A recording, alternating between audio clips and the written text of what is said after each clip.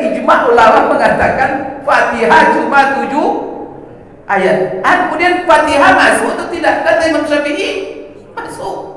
Kalau dia masuk, Bapak Ibu sekalian, bagaimana menghitungnya? Bismillahirrahmanirrahim 1 ayat. Alhamdulillahirabbil alamin ayat kedua. Ar-Rahmanirrahim ayat ketiga. Maliki yaumiddin ayat keempat. Apalagi? Iyyaka na'budu wa iyyaka nasta'in ayat kelima. Apalagi? Ihdinas siratal mustaqim ayat keenam. Siratal ladzina an'amta 'alaihim ghairil maghdubi 'alaihim waladdallin ayat ketujuh. Maka ada seorang qurra itu, yang penatik mazhab Syafi'i itu, maka tak boleh dihentikan membaca siratal ladzina an'amta 'alaihim di situ. Harus disambung. Itu yang penatik mazhab Syafi'i itu. Kenapa? Karena itu adalah satu ayat yang tidak terpisah. Saya itu seorang qurra ahli hafiz, Masya Allah, guru tajwid itu. Kalau baca qiraah hafaz kita banyak adalah. Tapi dia bilang apa? Tidak boleh berhenti pada siratal ladzina an'amta 'alaihim. Maka harus disambung. Imam kita gimana bacanya? Kadang langsung, kadang-kadang apalagi secara grammar itu wakaf yang tidak baik.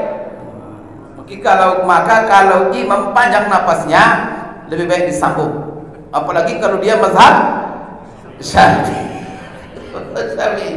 jangan dihentikan. Tapi kalau mazhabnya mazhab yang tidak kalau mazhab, maka coba lihat kalau di Masjid Mekah itu. Maka imam-imamnya berhenti pada siratal ladzina an'amta 'alaihim. Sering dia berhenti itu. Bismillahirrahmanirrahim. Assalamualaikum warahmatullahi wabarakatuh. Alhamdulillahi rabbil alamin. وبه نستعين على أمور الدنيا والدين والصلاة والسلام على أشرف الأنبياء والمرسلين وعلى آله وأصحابه ومن تبعهم واقتدى بهديهم بإحسان إلى يوم الدين أما بعد اللهم علمنا ما ينفعنا وانفعنا بما علمتنا إنك أنت العليم الحكيم ربنا زدنا علما وارزقنا فهما اللهم إنا نسألك علما نافعا ورزقا طيبا وعملا صالحا متقبلا اللهم اجعلنا ممن يستمعون القول فيتبعون أحسنه اللهم اجعلنا برحمتك في عبادك الصالحين رضينا بالله ربا وبالإسلام دينا وبمحمد نبيا ورسولا. Bapak-bapak, ibu-ibu, kaum muslimin, kaum muslimat, jemaah salat subuh hafizakumullah wa ra'akum. Alhamdulillah, subuh ini kembali kita dipertemukan Allah di rumahnya yang mulia ini. Berdoa kita kepada Allah selalu semoga ibadah-ibadah kita diterima oleh Allah Subhanahu wa taala. Amin ya rabbal alamin. Bapak Ibu sekalian, kita lanjutkan majelis ilmu kita pagi ini, yaitu membahas masalah-masalah yang berbeda para ulama dalam menetapkan hukumnya, didasarkan tentu Bapak Ibu kepada sumber-sumber utama dalam agama kita. Sumber utama dan pertama adalah Al-Quran, kemudian Sunnah Rasulullah Sallallahu Alaihi Wasallam. Bapak Ibu, terakhir masalah kita adalah masalah membaca Bismillah di awal Fatihah di dalam salat. Begitu juga di awal setiap surat. Apakah kita membaca Bismillah atau tidak? Baik imam, makmum atau salat sendiri? Karena kita sama-sama tahu bahwa Fatihah itu menurut jumhur ulama, mayoritas ulama merupakan hukum salat. yang mana kebanyakan jumhur ulama mengatakan kalau ada orang yang sholat tanpa membaca Fatihah maka sholatnya tidak sah. Sekarang masalahnya adalah ada yang kita dengar imam membaca bismillah ketika sholat jahar, ada kita mendengar imam tidak membacanya ataupun mensirkannya. Apa sebenarnya kedudukan bismillah di dalam surat Al-Fatihah itu? Maka pertama sekali pembahasannya Bapak Ibu sekalian, ya masalah bismillah itu sendiri. Pertama sekali ulama sepakat mengatakan bismillah adalah merupakan ayat dalam Al-Quran dan ayat daripada surat An-Naml, yaitu kisah Sulaiman ketika dia mengirim surat ke Ratu Balqis. Maka isi surat itu innahu bismillahirrahmanirrahim, innahu min Sulaiman, innahu bismillahirrahmanirrahim. Di dalam ayat itu ada kata bismillah, maka dia merupakan ayat dalam surah An-Naml. Sekarang apakah dia ayat dalam surat Al-Fatihah atau tidak? Bapak Ibu sekalian, ini menjadi perbedaan ataupun khilafiyah antara ulama. Apakah bismillah merupakan ayat dalam surat Al-Fatihah atau tidak? Kita kemarin sudah menjelaskan di sini Bapak Ibu berbeda antara jumhur ulama dengan Imam Syafi'i.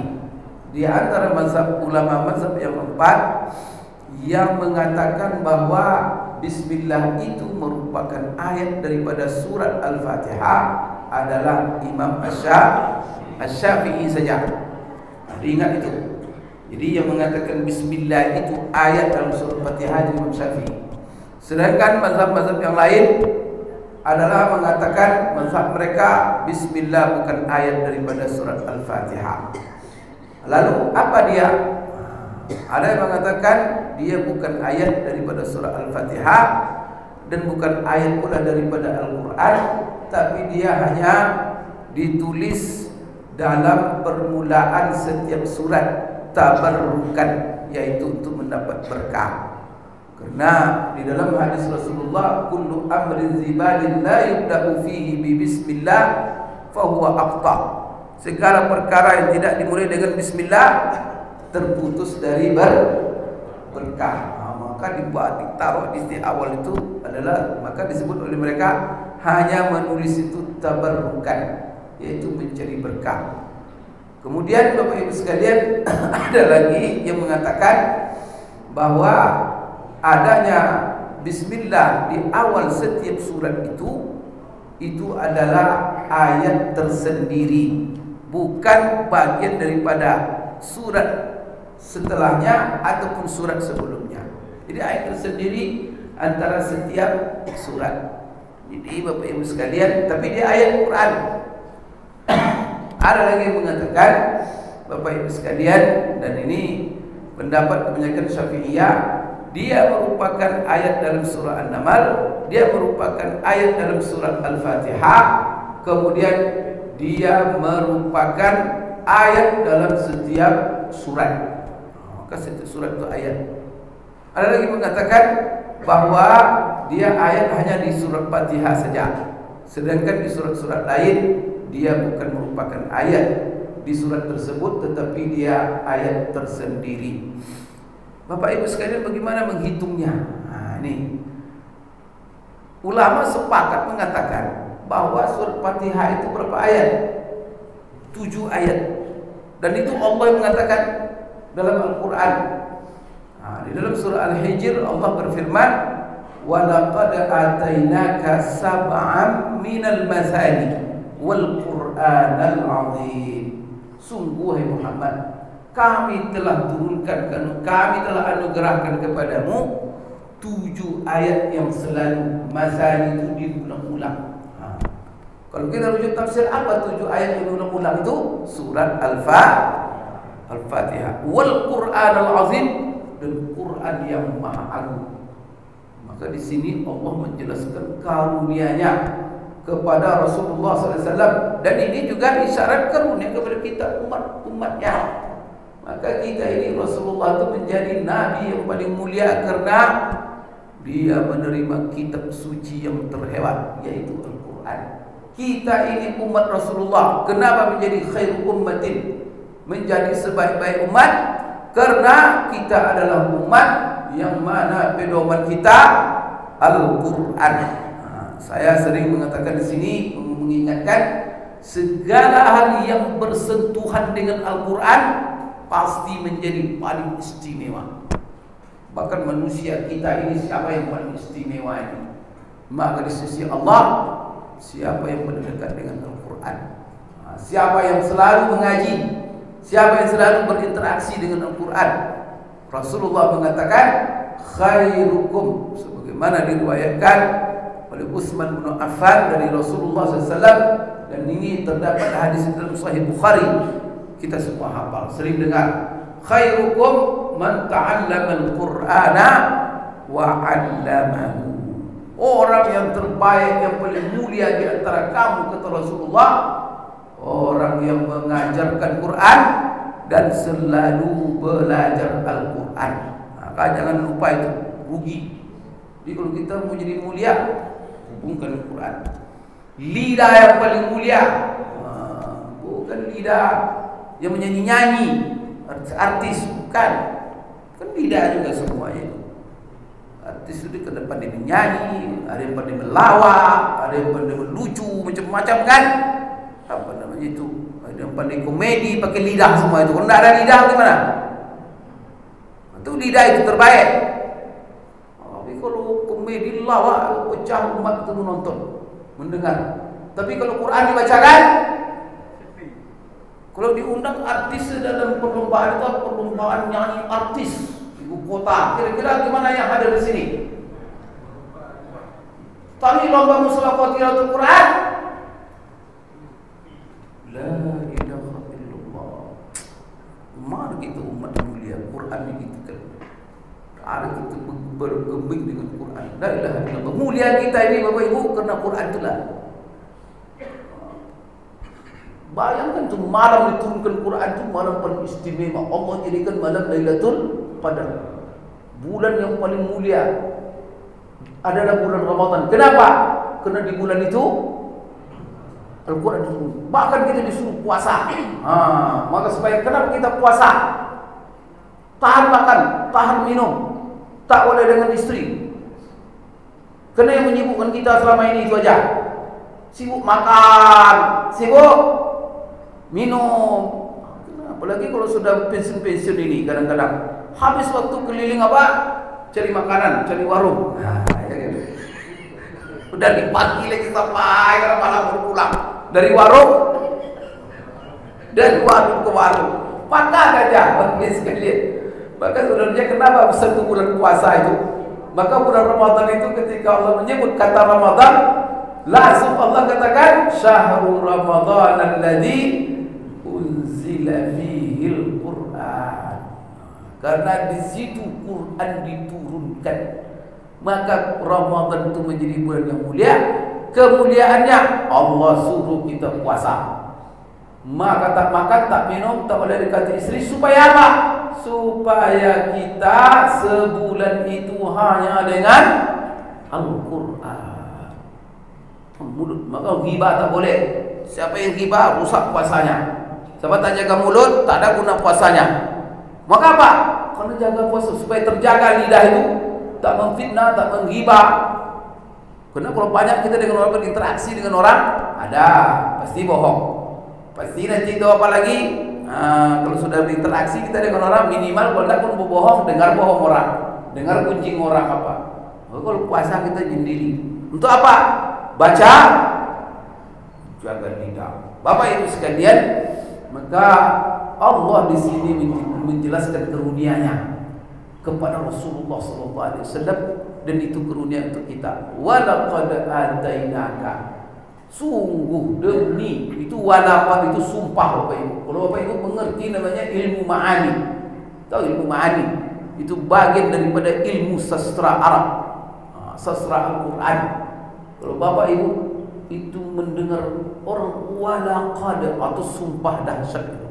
Demi sungguh Allah menekankan atainaka, kami telah turunkan kepadamu Muhammad, kami berikan anugerahkan kepadamu 7 ayat yang diulang-ulang. Apa itu? Surat Al-Fatihah wal Qur'anul Azim, dan seluruh Quran itu. Artinya apa? Karunia terbesar yang Allah berikan kepada kita, kepada Rasulullah, kepada kita umat Islam sebagai pengikutnya, dan kepada alam semesta ini adalah nikmat Quran. Oleh karena itu, wahai Muhammad, di hadapan nikmat ini, kau jangan lihat dunia juga lagi. Jangan kamu lihat dunia lagi, ini nikmat luar biasa. Tahu, jangan kau lihat dunia, jangan kamu bercita lagi itu dunia itu apa, dunia yang tidak ada harga itu. Maka apa kata Allah setelah ayat itu? La tamuddanna 'ainaika ila ma matta'na bihi azwajan minhum wa la tahzan 'alaihim wakhfid janahaka lil mu'minin wa qul inni ana an-nadhirul mubin kama anzalna 'alal muqattasimin alladziina ja'alul qur'ana 'idhin fa wa rabbika lanas'alannahum 'amma kanu ya'malun. La ilaha illallah, ayat luar biasa. Ya, itu ayat mengingatkan kita kepada Al-Quran. Maka di sini gimana orang-orang dengan Quran mempermainkan Al-Quran, seperti orang-orang musyrik Mekah itu, kemudian mengotak-ngotak macam-macam Bapak Ibu yang diisraelkan oleh Allah, alladzina ja'alul Qur'ana 'idhin. Bapak Ibu sekalian, di sini apa kata Allah? Jangan mata kamu melihat kepada kesenangan-kesenangan dunia lagi. Quran ada depanmu, surat Al-Fatihah ada, sudah dianugerahkan. Jangan lihat juga dunia lagi. La tamuddanna 'ainaika, jangan matamu, jaga sudah. Jangan lihat lagi kesenangan dunia yang dinikmati oleh orang-orang yang kafir itu. Tidak ada itu harganya Muhammad. Itu peringatan Allah. Apalagi kata Allah, wala tahzan 'alaihim. Dan kamu usah bersedih kalau mereka tak beriman. Tak perlu kamu stres, depresi pula gara-gara mereka menolak Al-Quran yang dahsyat ini. Kan begitu kan? Al-Quran ini adalah firman Allah, dan orang Arab itu, karena mereka mengetahui bahasa Arab itu, dan mereka adalah orang yang paling tinggi pengetahuan, bahkan sastra Arab itu menjadi karakter dalam diri mereka. Tak seperti kita, kalau kita sekarang belajar sastra Arab, belajar lewat kuliah. Kalau mereka tidak, sajiyah namanya. Hidup mereka dengan sastra itu. Maka Abu Jahal itu, Abu Lahab itu, ahli sastra itu semua. Maka kalau mereka bacakan Quran, takut mereka. Maka orang-orang kafir Quraisy itu yang tak mau beriman itu semua mereka, kalau mereka duduk-duduk antara sesama mereka, mereka cerita itu. Aduh, kita tidak bisa ya dekat-dekat dengan Muhammad itu. Kalau kita dekat-dekat dia, atau kemudian kita dengar tuh dia baca Quran, berubah kita punya. Benar dahsyatnya Quran itu. Coba bayangkan, ada di antaranya diutus, coba intip apa yang dilakukan oleh Muhammad, yang dia sahabat-sahabatnya. Karena ada memata-matai kerja mereka tiap malam, tiap hari. Kadang-kadang mereka memata-matai dalam rumah, lalu mereka ngintip-ngintip di luar. Ada dengarnya sahabat itu baca Quran, antara dibacakan Rasulullah SAW, berubah, hampir dia beriman lagi. Pulang-pulang dia menjadi dengan teman itu dia. Yang tadinya harus kan mengadu kan, tak apa nih bacanya apanya, apa? Lah pengaruh Quran itu langsung itu dia, tapi dia tak bisa tak beriman karena hidayah masalahnya. Bapak Ibu sekalian, jadi kalau sering-sering mereka dengar Quran itu beriman langsung. Ada masalah kisah Umar bin Khattab. Kenapa itu Umar bin Khattab itu masuk Islam dia? Karena membaca, karena saudaranya itu ketika dia mau menghalang saudaranya untuk masuk Islam, mengembalikan dia murtad kembali, dia dengarlah saudara itu membaca awal surat Taha, menggigil langsung Umar. Kenapa menggigil karena Quran? Ada Bapak Ibu di sini mendengar bacaan Quran menggigil? Kedinginan ada? Menggigil karena paham maknanya. Oh, itu sahabat itu ya, dia pingsan dengan Quran itu, pingsan. Mata tahan sentuhan maknanya. Apalagi seperti tadi itu, walaqad atainaka sab'an minal masani. Sungguh demi Muhammad, kami telah anugerahkan kepadamu surat Al-Fatihah dan Quran itu, maka kamu jangan lihat dunia lagi. Jangan bersedih. Wakhfid janahaka lil mu'minin, rendahkan dirimu kepada orang-orang yang beriman. Masya Allah, Rasul itu bersahaja, itu perintah Allah. Bapak Ibu sekalian, jadi sab'an minal mathani, 7 ayat ulama. Artinya apa? Berdasarkan ayat ini, maka sepakat ulama mengatakan Al-Fatihah itu 7 ayat. Nah, sekarang gimana menghitungnya? Nah, kalau dihitung 7 ayat, maka di antara ulama ada yang mengatakan, Bapak Ibu sekalian, Bismillah itu ayat. Ada yang mengatakan Bismillah tidak ayat. Nah, kalau yang menghitung Bismillah itu bukan ayat, maka surat Fatihah dimulai dari Alhamdulillahirabbil alamin, 1 ayat. Ar-Rahmanir Rahim, 1 ayat. Maliki yaumiddin, 1 ayat. Apalagi Iyyaka na'budu wa iyyaka nasta'in, 1 ayat. Ihdinas siratal mustaqim, 1 ayat. Siratal ladzina an'amta 'alaihim, 1 ayat. Ghairil maghdubi 'alaihim waladdallin, 1 ayat. Berarti berapa? 7. Nah, Bapak Ibu sebagai mazhab Syafi'i gimana menghitungnya?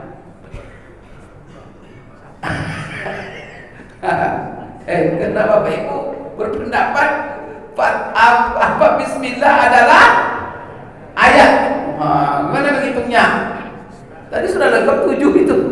Berarti 8 bertentangan dengan ayat tadi.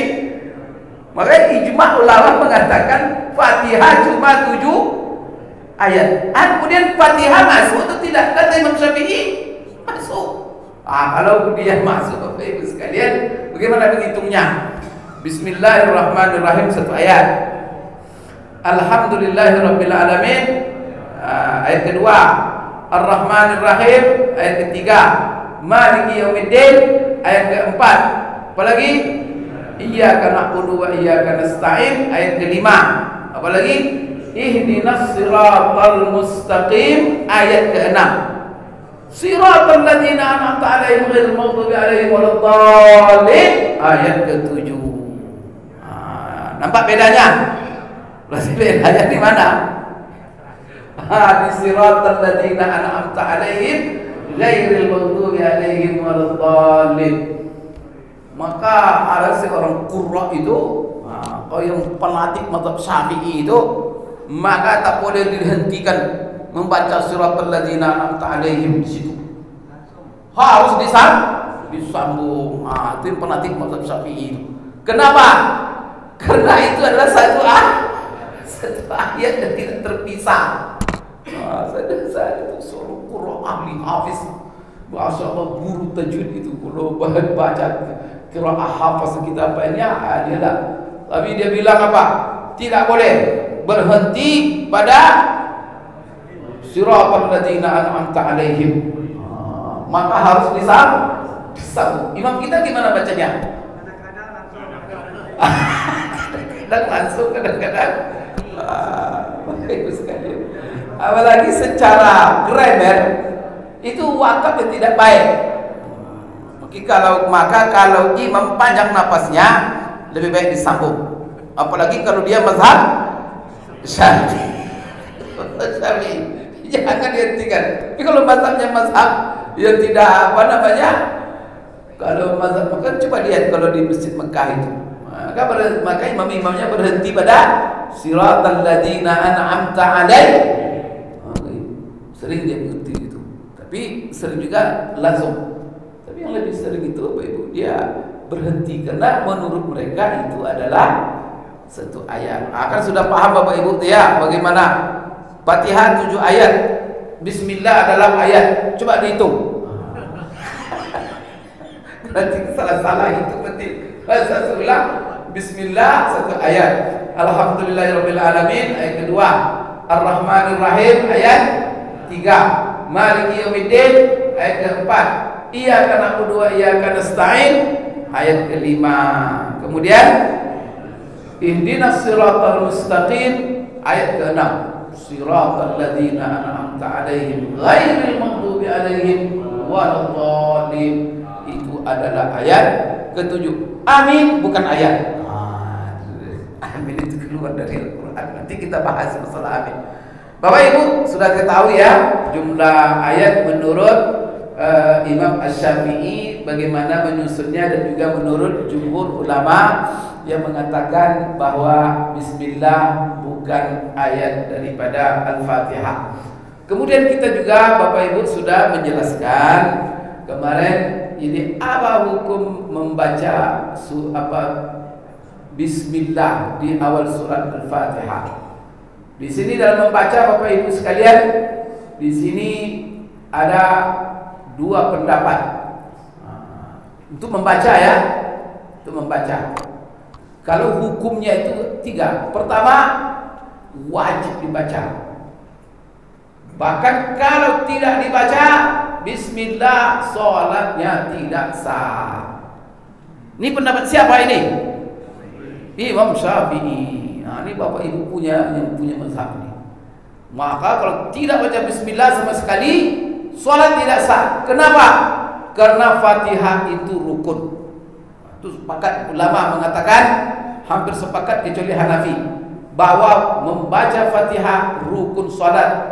La salata liman lam yaqra bi Fatihatil kitab, kata Rasulullah. Tidak sah salat orang yang tak baca Fatihah.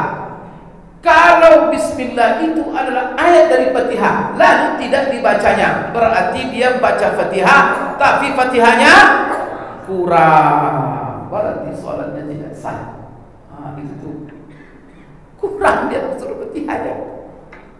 Maka Bapak Ibu sekalian, orang-orang kalau fanatik Syafi'iyah didengarnya imam tak baca bismillah sama sekali, tapi kalau dia dengar sir masih dia ikut.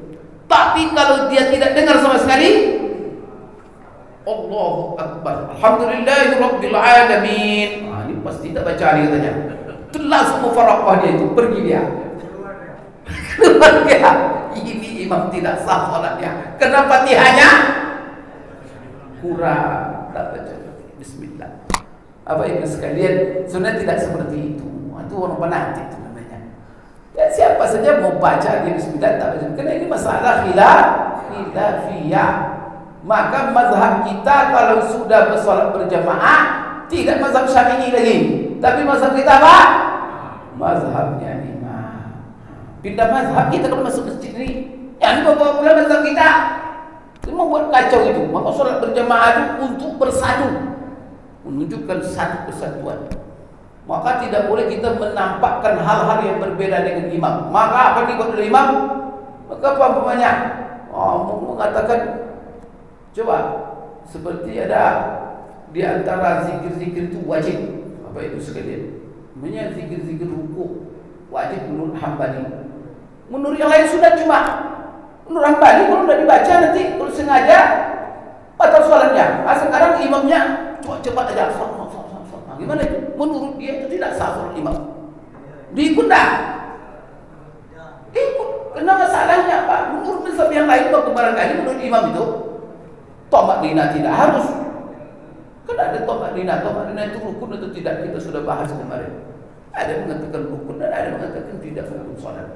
Bapak Ibu sekalian, jadi kalau kita umpamanya mazhab Syafi'i, lalu apa? Fatihah itu adalah bagian dari Fatihah, dari surah Bismillah, bagian dari surah Fatihah. Lalu imam tak baca sama sekali, sah kita mengikut dia? Sah, karena mazhab kita mazhab. Maka bagaimana supaya mazhab kita mazhab imam? Wajib kita berniat. Maka sepakat ulama semua mengatakan, kalau kita menjadi makmum harus pasang niat menjadi makmum. Saya sholat subuh 2 rakaat mengikut imam, bukan mengikut mazhab. Ada Bapak Ibu di sini usolli sholat subuh 2 rakaat ikut mazhab Syafi'i. Ada dia itu makmuman. Begitu. Tinggalkan ustaz di luar itu. Kalau tidak pakai makmum, tidak sah sholat berjamaahnya. Sebagian ulama tidak sah sholatnya sekali. Seperti Imam Malik. Yang kedua, dia katakan solatnya sah tapi sendiri saja. Tak ada fadilat berjamaah. Maka kalau kita tak mau ikut imam, jangan solat sini. Cari solat masjid yang lain, solat sendiri. Bawa istri. Sekalian. Allahu Akbar. Kalau solat berjamaah kan hukumnya apa? Hukumnya kalau menurut empat mazhab itu berbeda. Kalau menurut Bapak Ibu sekalian, solat berjamaah apa hukumnya Ustaz? Ini kalau bagi bapak-bapak, solat berjamaah ini bapak beda antara ibu dan bapak hukum solat berjamaah khususnya di masjid. Kalau solat berjamaah bagi bapak-bapak dalam empat mazhab. Kalau mazhab Hanafi hukumnya wajib hukumnya. Maka kalau bapak-bapak solat di rumah sendiri tidak berjamaah, menurut Imam Abu Hanifah berdosa. Solatnya sah. Itu tuh bedanya. Jadi banyak mazhab. Kemarin kalau kita lihat fatwa mazhab Imam Malik. Imam Malik ini paling rendah. Dia bilang apa? Solat berjamaah bagi bapak-bapak sunnah cuma. Jadi bapak-bapak yang sholat di rumah tu dah pindah ke mazhab Maliki itu. Jadi yang paling ringan itu mazhab Maliki. Dia bilang apa? Sunnah saja. Sebagian mereka mengatakan sunnah muakkadah. Jadi antara sunnah dengan sunnah muakkad. Kalau menurut Bapak Ibu sekalian mazhab kita, mazhab Syafi'i fardu kifayah. Fardu kifayah. Ini masalahnya mazhab Syafi'i ini. Jadi fardu kifayah, apa arti fardu kifayah? Kalau sudah ada yang salat berjamaah, gugur bagi yang lain. Cukup imam dengan muazzin. Sehingga bapak-bapak di rumah saja. Kenapa? Sudah ada imam. Itu salah itu. Fardu kifayah dalam mazhab Syafi'i. Jadi al-mazhab kata Imam Nawawi yang dipatwakan dalam mazhab Syafi'i salat berjamaah fardu kifayah. Kalau sudah ada di satu negeri, satu masjid ini asal ada juga salat berjamaah walaupun imam dengan makmum, gugur dosa bagi yang. Tapi kalau serentak semuanya mengosongkan masjid, dosa semuanya. Maka ya ini berjasa imam ini, maka digaji imam itu supaya dia menghilangkan dosa kita. Kalau enggak, dosa semuanya. Supaya dia tertib dia di sini. Itu Bapak Ibu berjasa dia itu, imam dengan muazzin itu. Kadang-kadang zuhur kosong masjid. Tapi alhamdulillah sekarang kalau di kota Pekanbaru, tapi kalau di kampung-kampung Bapak Ibu, ada masjid itu ada yang berisi ya Allah, maghrib dan isya saja. Karena maka kata Imam Syafi'i fardu kifayah itu wajib. Setiap masjid itu ada sholat berjamaah walaupun 1-2 orang. Bapak Ibu sekalian, ini adalah menurut Imam Syafi'i fardu kifayah. Berarti kalau sudah ada jamaah bagi yang lain hukumnya sunat. Itu tuh kalau fardu kifayah. Sama dengan penyelenggaraan jenazah, fardu kifayah itu. Kalau sudah ada menyelenggarakan bagi yang lain, sunat hukumnya. Kemudian Bapak Ibu sekalian, menurut Imam Ahmad lagi, Imam Ahmad mengatakan, ini fatwa yang banyak dibawa-bawa. Itu dia belajar di Saudi, maka fatwanya fatwa Hambali dan didukung oleh Syekh Albani, didukung oleh ini fatwa Ibnu Taimiyah. Tapi Ibnu Taimiyah lain fatwanya. Ibnu Taimiyah ini dia berseberangan dengan mazhab Hambali di sini. Tapi kalau mazhab Hambali, fatwanya kalau ditanya ulama-ulama Saudi, coba pergi ke Saudi, nanti ke Madinah, Bapak Ibu tanya, Ustaz, Syekh, apa hukum salat berjamaah? Wajib katanya. Maka kalau dalam mazhab Hambali sama dengan Hanafi, bahwa salat berjamaah bagi laki-laki hukumnya wajib. Kalau sampai dia tinggalkan, tidak berjamaah sendiri dia, sah salatnya dan dia berdosa. Pendapat yang paling ketat Bapak Ibu sekalian, yaitu pendapat yang mengatakan bahwa salat berjamaah itu syarat sah salat. Siapa yang tidak berjamaah, salatnya tidak sah. Ini bagi bapak-bapak. Siapa itu? Termasuk yang membela pendapat ini Ibnu Taimiyah. Ibnu Taimiyah paling ketat. Tapi itu salah dia itu. Kemudian Bapak Ibu sekalian, ada lagi di antara ulama yang ketat, yaitu ulama-ulama Zahiriyah namanya, seperti Ibnu Hazm. Bapak Ibu sekalian, itu ya masalah sholat berjamaah. Nah, sekarang kita kembali kepada masalah Bismillah. Maka Bismillah ini Bapak Ibu sekalian, mazhab Syafi'i mengatakan bahwa dia adalah surat bagian daripada Al-Fatihah. Nah, cuma sekarang kita sudah tahu kita ini, itu masalah pertama. Nah, masalah kedua, dibaca enggak dia dalam salat ketika baca Fatihah? Nah, maka itu dasarkan. Yang mengatakan itu adalah bagian daripada surat Fatihah, wajib dibaca. Tak sah salat kalau tidak dibaca. Sedangkan mazhab yang lain, Imam Ahmad, Imam Abu Hanifah, itu mengatakan sunat saja dibaca. Berarti ada yang mengatakan wajib dibaca. Siapa? Syafi'i. Ada yang mengatakan sunat dibaca. Itu Imam Abu Hanifah dan Imam Ahmad. Yang ketiga, makruh dibaca, bahkan bid'ah. Bid'ah baca Bismillah itu dalam salat fardu. Dibedakannya salat fardu dengan salat sunat. Maka diberi toleransi membaca Bismillah di awal Fatihah itu hanya salat sunat saja. Tapi salat wajib tak boleh. Ada yang katakan makruh, ada yang katakan bid'ah di kalangan ulama itu. Siapa? Malikiyah. Maka Imam Malik dikeluarkan Bapak Ibu, salat dengan orang tak baca Bismillah sama sekali. Takbiratul ihram langsung alhamdulillah. Berarti apa? Ini imamnya mazhab. Ikut karena tadi sudah niat. Saya tadi salat mengikut. Sah salat imam, sah salat kita. Itu kaedahnya itu Bapak Ibu sekalian. Tidak ada ulama mengatakan kita berbeda mazhab dengan imam itu tidak sah salat kita di belakang. Banyak itu tak sah salat kita. Kalau sempat itu si Imam Abu Hanifah. Coba Imam Abu Hanifah mengatakan menyentuh istri tidak batal wudu, menyentuh kemaluan tidak batal wudu. Tapi menurut jumhur, kalau Syafi'i menyentuh istri batal wudu, menyentuh kemaluan batal wudu. Dia imam kita. Sudah disentuh kemaluan jadi imam dia. Bapak Ibu ikut tuh. Itu salah. Ikut. Kenapa? Mengikuti.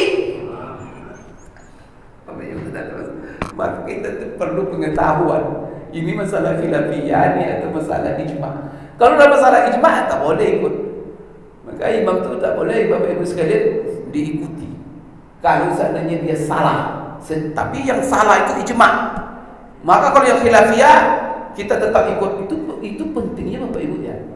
Dilihat masalah yang kita ikut ini imam. Kalau masalah khilafiyah tetap kita ikut. Karena itu masalah ijtihad. Tapi kalau sudah masalah ijma', pokoknya apa? Imam sholat, bunyi kentutnya, Bapak ikut dia. Lebih kuat kita lagi. Maka apa? Kenapa tidak boleh ikut? Karena orang imam yang batal hadasnya tidak sah sholatnya. Kalau kita ikut juga dia berdosa. Maka imam kalau sudah melanggar jangan ikut lagi. Tapi yang sifatnya ijma'. Tapi kalau melanggar khilafiyah tetap ikut. Khilafiyah ini banyak Bapak Ibu sekalian. Kita bahas dalam masalah-masalah. Cuma prakteknya yang belum kita jelaskan. Baik Bapak Ibu sekalian. Jadi di sini terdapatlah berapa pendapat dalam masalah membaca Bismillah di awal Fatihah. Berapa tadi itu? Ada 3. Pertama wajib. Yang kedua sunat. Yang ketiga makruh. Sudah nampak itu. Jadi ada yang tidak baca Bismillah, ada. Yaitu mazhab Imam Malik. Sekarang yang membaca, berarti Imam Malik tidak masuk di sini. Karena Imam Malik katanya tak baca sama sekali. Sekarang yang membaca itu ada yang mengatakan wajib, ada yang mengatakan sunat. Yang mengatakan wajib Imam Syafi'i dibaca. Kemudian yang mengatakan sunat dibaca yaitu Imam Abu Hanifah dan Imam Ahmad. Sekarang dibaca kalau seandainya Fatihahnya dijahar solatnya. Kalau solat sir sepakat mereka mengatakan bahwa dibaca secara sir dalam sholat sir. Kenapa pula Pak? Fatihahnya sir, bismillahnya jahar. Bismillahirrahmanirrahim. Salat zuhur. Tidak ada itu Pak. Sekarang kan dalam sholat jahar. Sholat jahar apa?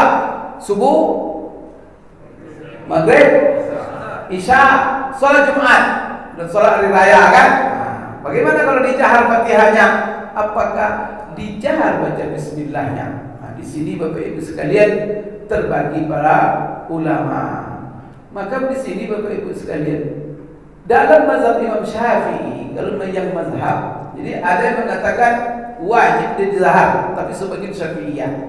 Tapi ketiga-tiganya ini yang mengatakan wajib dan sunat, bahwa menjahar itu hukumnya. Tapi kalau menurut dua ini, Imam Abu Hanifah dan Imam Ahmad, dia berbeda di sini.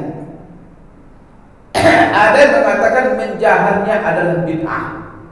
Ini kedua-duanya ini, Imam Abu Hanifah, kemudian Imam Ahmad. Tapi Bapak Ibu sekalian, satu riwayat dari Imam Ahmad, dia bersama Imam Syafi'i.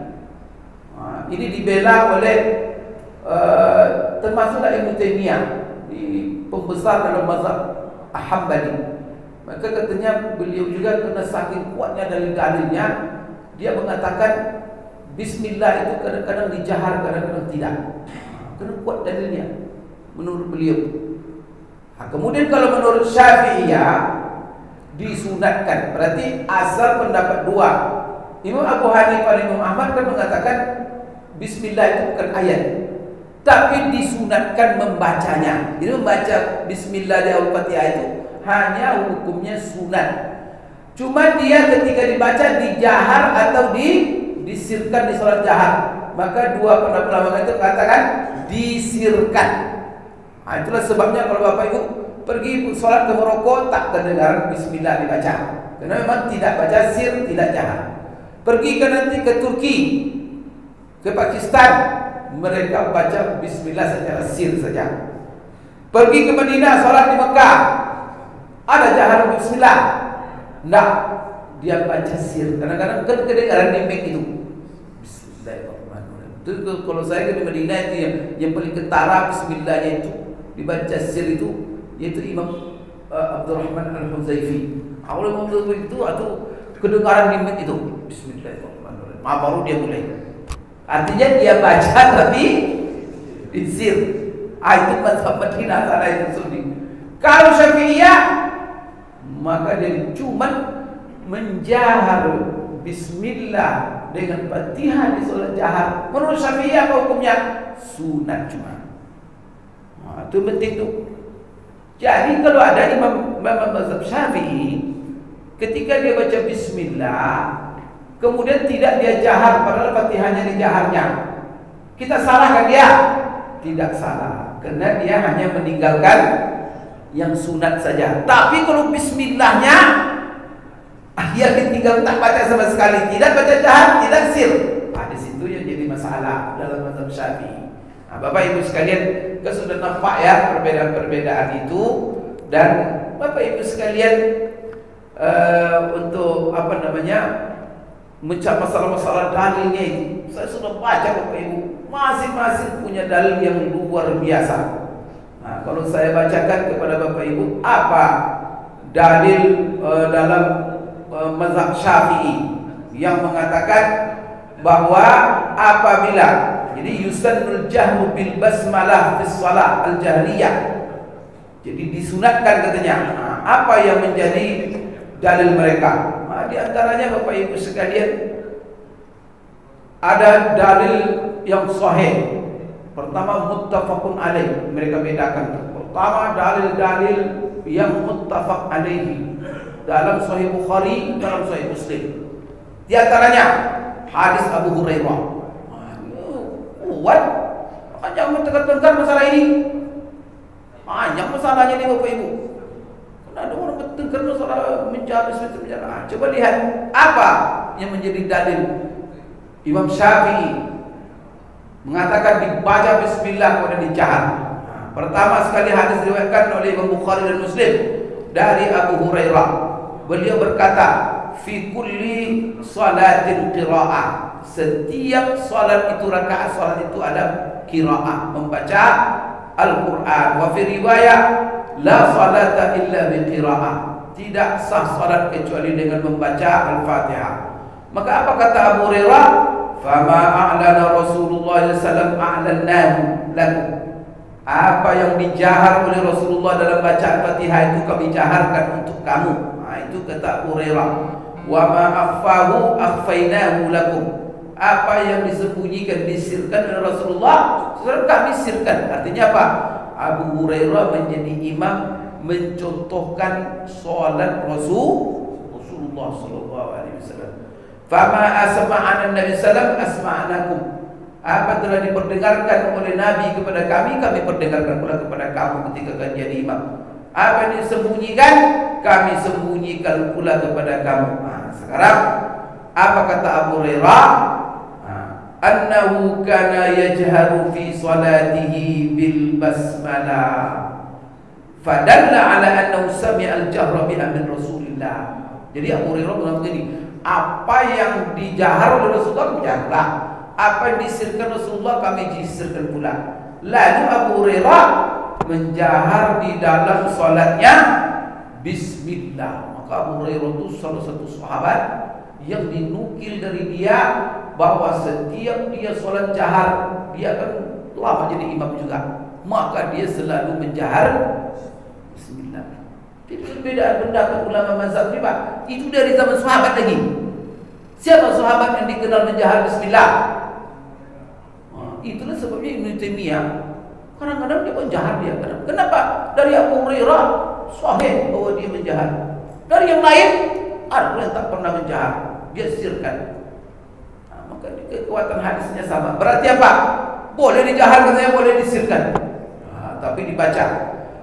Bapak Ibu sekalian, Imam Khatib Al-Baghdadi. Ini Khatib Baghdadi ini ahli hadis besar. Dia banyak kitab-kitabnya dalam ilmu hadis. Dan dia Bapak Ibu menyusun kitab besar sekali namanya Tarikh Baghdad. Dan Tarikh Baghdad itu dia menghimpun seluruh hadis-hadis yang pernah beredar di kota Baghdad. Dan kota Baghdad itu pusat ulama dalam segala ilmu. Beliau ini menulis Tarikh Baghdad itu memang luar biasa. Dari kepalanya dia tulis. Beliau mengatakan al-jahru bit tasmiyah madhhabun li Abi Hurairah hafiza anhu. Bahwa menjahar bismillah di dalam salat itu adalah mazhab Abu Hurairah. Hafiza anhu. Semua orang sudah menghafal darinya. Wastuhira bihi, dan dia masyhur bahwa Abu Hurairah itu setiap salat menjahar bismillah. Jadi imam kita ini adalah ikut Abu Hurairah. Kemudian apa lagi? Wa rawahu anhu ghairu wahid min ashabihi. Begitu juga banyak sekali sahabat-sahabat, pengikut-pengikutnya yang mengikutinya. Sekarang coba ada lagi hadis Nu'aim bin Abdullah Al-Mujmir, dan ini juga hadis sahih. Maka ini coba diklasifikasikan. Apa dasar Syafi'iyah mengatakan menjahar? Pertama, ada hadis-hadis yang sahih terdapat dalam Sahih Bukhari dan Muslim, termasuk Abu Hurairah. Ini adalah hadis Nu'aim bin Abdullah Al-Mujmir. Qala shallaitu wara'a Abi Hurairah wa qara'a bismillahirrahmanirrahim. Nu'aim bin Abdullah Al-Mujmir mengatakan, saya pernah salat di belakang Abu Hurairah, lalu dia membaca bismillahirrahmanirrahim, kemudian dia membaca Fatihah sampai dia selesai baca ghairul maghdubi alaihim waladdallin. Dia mengatakan amin. Kemudian seluruh makmumnya mengikutinya mengatakan amin. Ini juga Bapak Ibu sekalian, ini adalah hadis Sahih Bukhari dan Muslim. Sekarang kalau kita lihat hadis dalam sunan, tingkat sunan di bawah itu, di dalam Sunan Nasa'i dan juga dalam Sahih Ibnu Khuzaimah. Ibnu Khuzaimah punya kitab sahih. Beliau ini adalah awalnya dia ulama besar dalam mazhab Syafi'i. Tapi setelah itu dia ulama hadis. Siapa tidak kenal dengan Ibnu Khuzaimah? Sampai orang Indonesia banyak dikasih nama Ibnu Khuzaimah. Ibnu Khuzaimah itu ulama hadis besar, dan dia punya kitab yang dikenal dengan Sahih Ibnu Khuzaimah. Tanyalah nanti kepada ustaz yang selalu membaca kitab hadis. Ibnu Khuzaimah mengatakan di dalam Bapak Ibu sekalian sahihnya, فأما الجهر ببسم الله في الصلاة فقد صح وثبت عن النبي صلى الله عليه وسلم بإسناد ثابت متصل لا شك ولا ارتياب عند أهل المعرفة بالأخبار في صحة سنده واتصاله. Apa kata beliau? Menjahar bismillah dalam salat itu sudah dan terdapat dan dalam masalah itu hadis-hadis riwayat-riwayat yang sahih dari Nabi sallallahu alaihi wasallam. Jadi hadis-hadis itu sanadnya muttasil. Apa itu artinya? Itu sanadnya langsung terhubung kepada Rasulullah dan tidak diragukan lagi menurut orang-orang yang benar-benar mengetahui, menguasai ilmu hadis dan ilmu yang membedakan antara mana hadis yang sahih dan mana yang tidak. Lalu Bapak Ibu sekalian, faqad bana wa sabata nasalam, dan sudah dan terdapat hadis-hadis yang sahih Rasulullah kana yajharu bi bismillah, bahwa Rasulullah menjahar bismillah di dalam salat. Saya Bapak Ibu membacakan dalil Syafi'iyah saja. Kalau dalil-dalil yang lain, sebab nanti kalau saya baca dalil yang mengatakan sir, Bapak Ibu, wah, ini yang benar ini. Kalau dibaca pula bahasa Imam Malik, tidak boleh dibaca. Imam Malik yang benar. Kalau dibaca bahasa Syafi'i, itu masalah. Kalau kita baca satu-satu pendapat itu dibaca dalilnya, semua merujuk kepada sunnah. Coba, Sahih Bukhari, Sahih Muslim, hadis Abu Hurairah, hadis Ibnu Jubair tadi. Kemudian tambah lagi Ibnu Khuzaimah. Kemudian juga Ibnu Hibban, Daruqutni, maka mengatakan itu hadis Ibnu Jubair tadi adalah akhrajahu Abu Hatim bin Hibban fi Sahih, Daruqutni, dan Daruqutni mengatakan hadza hadisun sahih wa ruwatuhu kulluhum thiqat.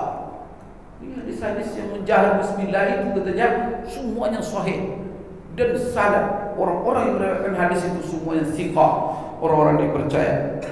Begitu juga Imam Hakim mengatakan hadza hadisun sahih ala syartil Bukhari wa Muslim. Kemudian Hafiz Al-Baihaqi, ini imam besar juga dalam ilmu hadis, maka dia katakannya ruwatu hadzal hadis kulluhum thiqat mujma' ala adalatihim muhtajjun bihim fi sahih. Ini Imam Al-Baihaqi ini termasuk ulama besar pembela mazhab Syafi'i. Dialah yang paling berjasa Bapak Ibu sekalian dalam Masya Allah membukukan mazhab Syafi'i. Apa nas-nas Imam Syafi'i itu dia yang menjaga. Maka dia ini berjasa betul lah kepada Imam Syafi'i dalam menjaga pendapat-pendapatnya. Beliau Bapak Ibu sekalian menulis buku-buku, kitab-kitab. Jadi kita ini mazhab Syafi'i kan dari dulu kita belajar dari ustaz, dari guru. Belajar cuma cara-cara apa tidak ada dalil. Maka kalau kita ingin tahu apa dalil cara sholat dalam mazhab Syafi'i, maka baca kitab-kitab hadis yang disusun oleh Imam Baihaqi. Ada nama bapak di sini Baihaqi. Misalnya dia ulama besar dalam ilmu hadis, Ibnu Khuzaimah, kemudian Bapak Ibu Daruqutni, itu semuanya mazhabnya Syafi'i dalam hadis. Ada bukti dia mazhabnya Syafi'i.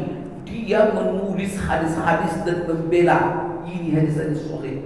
Jadi mereka tahu ini pendapat Syafi'i. Kemudian mereka periwayat hadis, Masya Allah, hadis-hadis yang menjadi dasar oleh Imam Syafi'i menurut mereka sahih semua. Itu memang menurut mereka menarik. Jadi ada kenapa ulama-ulama besar dalam ilmu hadis banyak Bapak Ibu sekalian yang ikut mazhab Syafi'i. Karena mereka paling tahu hadis.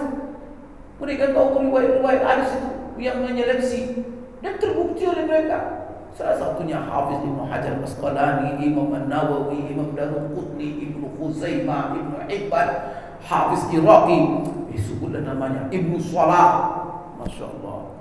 Kalau disebut Bapak Ibu di tengah-tengah akademik itu menggigil kita itu ulama. Masya Allah. Karena buku-buku mereka lah yang sampai hari ini yang dibaca oleh umat sebagai dasar beragama. Maksudnya buku-buku bukan dia ngarang. Dia yang meriwayatkan hadis dan ada hadis-hadis dalam kitab mereka. Kita merujuk pada kitab mereka itu. Termasuk yang mazhab Syafi'i, Imam Bukhari yang menyusun hadis paling sahih setelah Al-Quran. Dia itu mazhab Syafi'i. Bacalah. Bapak Ibu sekalian, di sini apa kata Imam Hakim?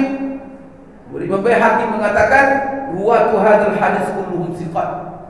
Semua periwayat hadis yang mengatakan menjadi bismillah itu thiqat, terpercaya semua. Mujma' ala adadatihim. Kemudian mereka itu orang yang adil. Kemudian mereka itu mujma' ala sihhati hadisihim. Sepakat ulama hadis mengatakan hadis mereka sahih. Bapak Ibu sekalian, panjang sebenarnya hadis-hadis yang kalau kita baca, di antaranya ya hadis yang diriwayatkan Imam Daruqutni dari Abu Hurairah an Nabi sallallahu. Apa kata Abu Hurairah? Ini dalam riwayat Daruqutni. Karena idza qara'a Rasulullah sallallahu apabila dia membaca Fatihah wa huwa ya'ummun nas dan dia menjadi imam, iftataha as-salata bi bismillahirrahmanirrahim. Rasulullah membuka salatnya dengan bismillah. Imam Daruqutni dari Abu Hurairah. Lalu Abu Hurairah mengatakan, hiya ayatun min kitabillah. Itu adalah ayat daripada Al-Quran.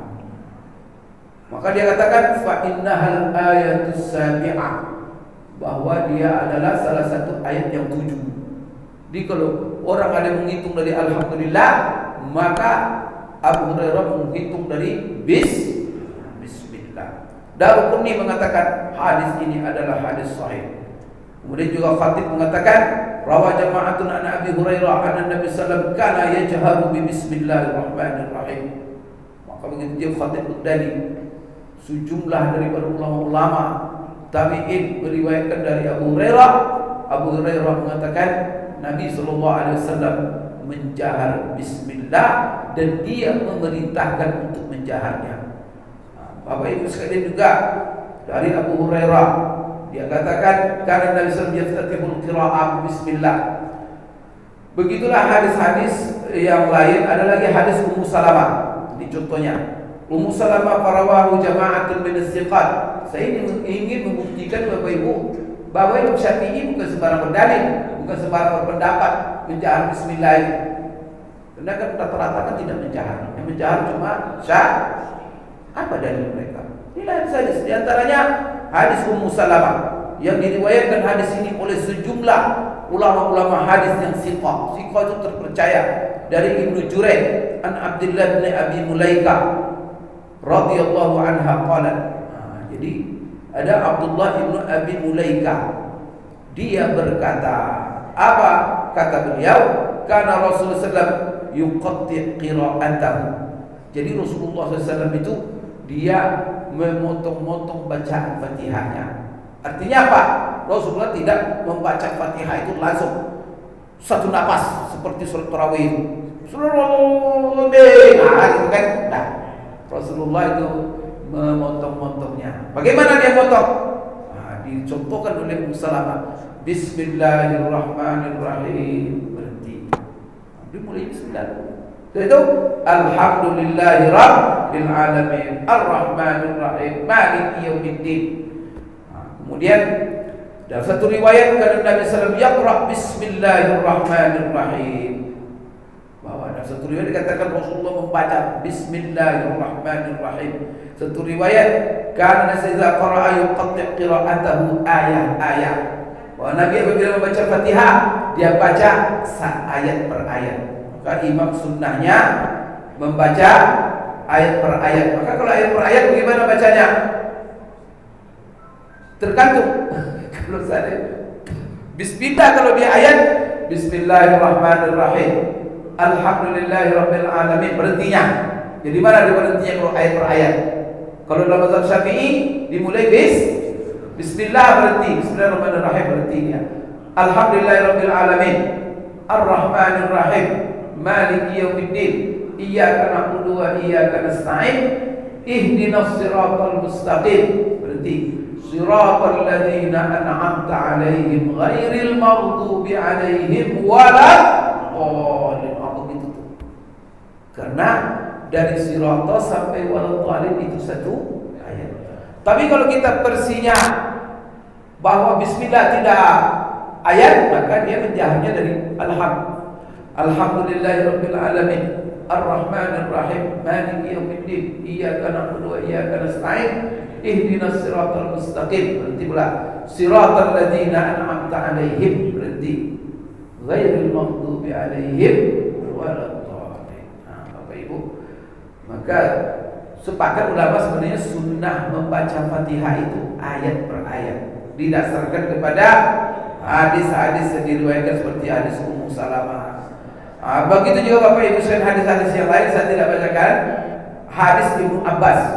Hadis Ibnu Abbas diriwayatkan Ibnu Daruqutni, Imam Hakim dari Ibnu Abbas. Apa kata Ibnu Abbas? Karena Nabi sallallahu alaihi wasallam yajhar bi bismillahirrahmanirrahim. Apa kata Ibnu Abbas? Rasulullah kalau salat dia menjahar bismillah. Habis semua itu. Itu dikatakan nanti menjahar bismillah bid'ah. Karena sekarang ada orang yang sinis, ya kalau dia menjahar, ini tidak mengikut kita ini, gitu ya, tidak kelompok kita. Apa pula begitu? Imam Syafi'i itu berpendapat begitu saja, asal tampil beda. Itu tampil. Coba dia. Ini hadis Ibnu Abbas. Kemudian Bapak Ibu ada lagi hadis Anas, hadis Ali, hadis Samurah. Maka apa kata, kalau kita mau tahu, dalil menjahar bismillah ini, baca kitab Imam Nawawi. Dia memaparkan itu dalil masing-masing mazhab dan termasuk paling panjang menjelaskan mazhab Syafi'i. Kenapa? Karena Imam Nawawi sangat membela mazhab Syafi'i dalam hal ini. Apa itu? Menjahar bismillah. Apa kitab dibaca? Namanya kitab Al-Majmu' fi Syarhil Muhadzab. Jadi Imam Nawawi itu banyak kitabnya. Kitabnya dalam hadis yang terkenal, kitab hadis Arba'in, Riyadhus Shalihin, Syarah Sahih Muslim, kitab Azkar. Ini semuanya dunia lintas mazhab memegang kitabnya. Tak ada dunia ini kecuali punya hadis Arba'in, punya Riyadhus Shalihin, baik di barat, di timur apa. Karena memang ilmu beliau dalam hadis itu diakui oleh ulama. Kemudian Bapak Ibu sekalian, kitab dia di dalam fikih. Fikih itu Bapak Ibu ada fikih mazhab.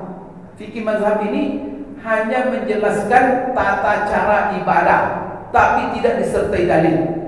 Ini Imam Nawawi juga menyusun buku apa diantaranya Minhajul Talibin. Jadi kalau kita mau tahu bagaimana cara sholat Nabi, simple, di situ tidak disertai dalil. Kenapa? Karena untuk orang-orang awam yang siap untuk diamalkan, ready. Itu baca Minhajul Talibin. Baca kitab beliau namanya Raudhatul Talibin. Tapi kalau Bapak Ibu ingin membaca setiap pendapat Syafi'iyah itu ada dalilnya. Bahkan dia bandingkan dengan pendapat-pendapat yang lain. Maka Imam Nawawi menulis buku yang sangat panjang sekali. Dia bilang apa? Kalau seandainya saya perturutkan menulis buku ini, mungkin habis umur saya tak selesai, dan buku ini bisa ratusan jilid. Maka Masya Allah, ketika dia tulis tak selesai-selesai, maka diringkasnya buku itu, dan itu pun kita membacanya capek. Buku itu sekarang dicetak, ada dalam 25 jilid, ada 23 macam-macam versinya. Ada versi terakhir sekitar 17 atau 15 jilid. Namanya Al-Majmu' Syarhul Muhadzab. Cuma Bapak Ibu, karena saking panjangnya, tak selesai dia menulisnya. Dia hanya menulis dari bab ibadah terus meninggal dunia dia. Imam Nawawi tak sempat dia selesaikan. Hanya kitab itu ditulisnya sampai bab riba, tentang jual beli, yaitu masalah riba. Pas dia mulai bab riba, dia pun meninggal dunia. Jadi tapi buku itu lengkap disambung oleh murid-muridnya. Salah satunya maka buku kitab Majmu' itu kan lengkap itu, tapi tidak semua tulisan Imam Nawawi. Cuma datang murid-muridnya menulis sesuai dengan metode dipelajarinya metodenya, disambung oleh murid-muridnya. Maka diantara yang menyambung yaitu ulama besar dalam mazhab Syafi'i namanya Ibnu Subki. Disambungnya meninggal pula dia, tidak selesai. Disambung lagi oleh Syekh Mutaini, rektor Azhar. Tapi dia ambil dari kitab Al-Bayan Al-Umrani, Bapak Ibu.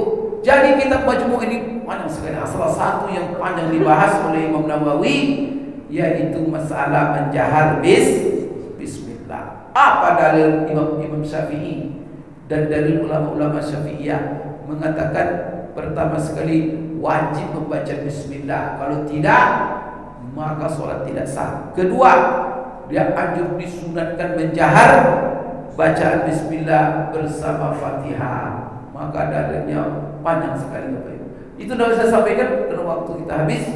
Saya juga punya acara.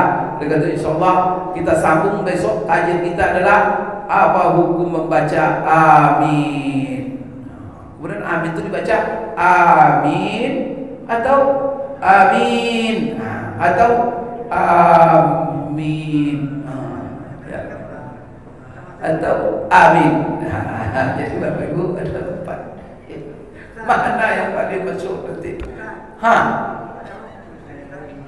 Karena sudah habis waktu. Karena saya ada acara lagi insyaallah. Simpan dulu ya. Insyaallah panjang umur. Kita jumpa lagi. Aku qouli hadza astaghfirullah li wa lakum. Subhanallah rabbana wa bihamdik asyhadu an la ilaha illa anta astaghfiruka wa atubu ilaik. Assalamualaikum warahmatullahi wabarakatuh.